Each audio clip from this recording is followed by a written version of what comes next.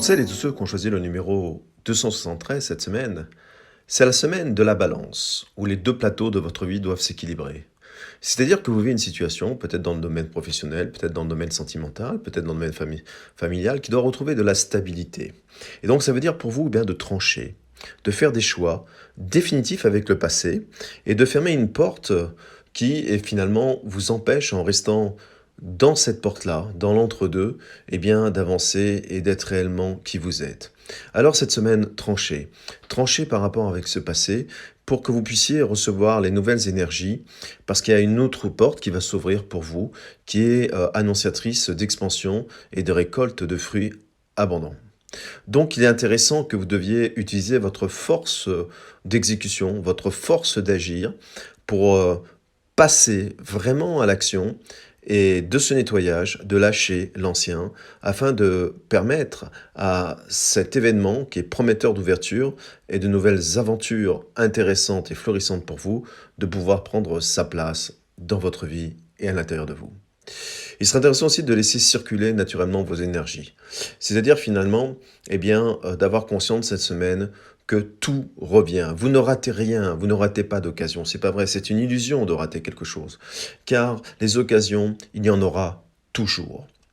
L'univers est abondance, l'univers est infini, l'univers est reconnaissant, l'univers donne des cadeaux sans jamais s'arrêter. Donc, soyez paisible, soyez calme, et surtout au niveau relationnel et émotionnel, quel que soit ce que vous vivez, si vous vivez une relation déstabilisante au niveau professionnel, familial ou sentimental, ne vous inquiétez pas, un équilibre va revenir de lui-même et de nouvelles relations vont arriver vers vous, beaucoup plus intéressantes. Donc, finalement, restez en mouvement, soyez optimiste. Toutes celles et tous ceux qui ont choisi le numéro 638 cette semaine, il serait intéressant que vous ayez cette vision, cet état d'esprit pour vous, que finalement, peut-être parfois, euh, vous vous illusionnez sur certains points.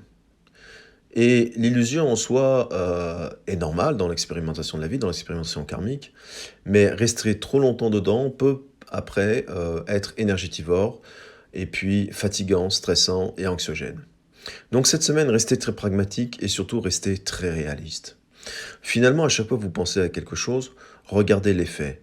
Non pas ce que l'on vous a dit, non pas ce que vous vous êtes dit, non pas ce que vous espérez, mais réellement, concrètement, qu'est-ce qui existe vraiment dans la situation à laquelle vous pensez.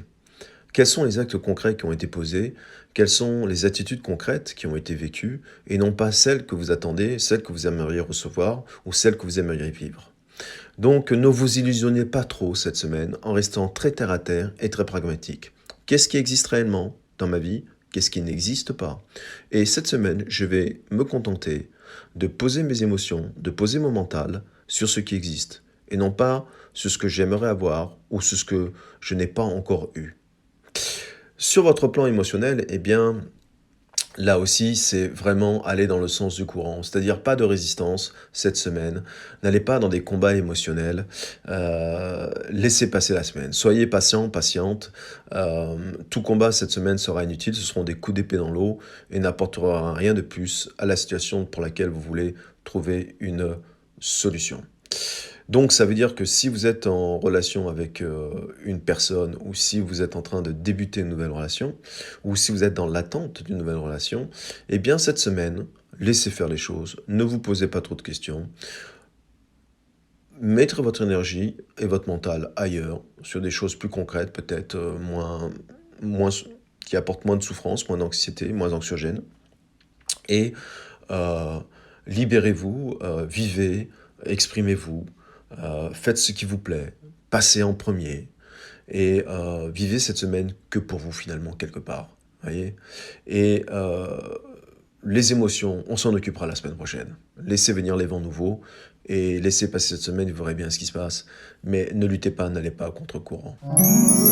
Toutes celles et tous ceux qui ont choisi le numéro 384 cette semaine, il serait intéressant que vous ayez confiance en votre énergie et entre votre puissance énergétique qui s'activent tous les jours en vous et qui vous permettent de canaliser énormément d'informations d'une façon consciente ou inconsciente.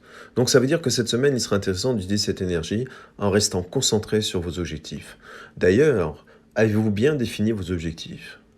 Et définir ses objectifs, je le dis souvent dans les guidances, ça veut dire réaliser ses priorités. Cette semaine, pas plus de 2 priorités. Et focalisez-vous sur ces 2 grandes priorités cette semaine. Mettez-vous en action, utilisez votre puissance énergétique intérieure pour aller dans 2 objectifs principaux. Et tous les sous-objectifs, laissez-les tomber cette semaine. Ne vous inquiétez pas, vous ne perdez rien, tout va très bien se passer, mais focalisez-vous sur les 2 plus grands objectifs que vous aspirez soit à réaliser, soit à devenir. Et focalisez toute votre attention, toute votre énergie et toutes vos actions uniquement sur ces 2 objectifs. Alors si vous ne les avez pas encore définis, il est temps de prendre un papier et une feuille blanche et de définir maintenant vos 2 objectifs principaux. Je sais, c'est très difficile pour l'être humain. Dans mes accompagnements, j'ai toujours cette même problématique de faire l'entonnoir pour les gens pour définir vraiment un objectif primordial. Donc cette semaine, 1, 2 maximum, et foncez dans ces objectifs. Mettez toute votre attention, toute votre énergie, toute votre puissance créatrice. Et puis, acceptez que vous êtes une belle personne, acceptez que vous êtes magnifique, acceptez cette semaine votre puissance, acceptez votre beauté intérieure, acceptez que vous êtes parfait, parfaite et que vous êtes suffisant, suffisante.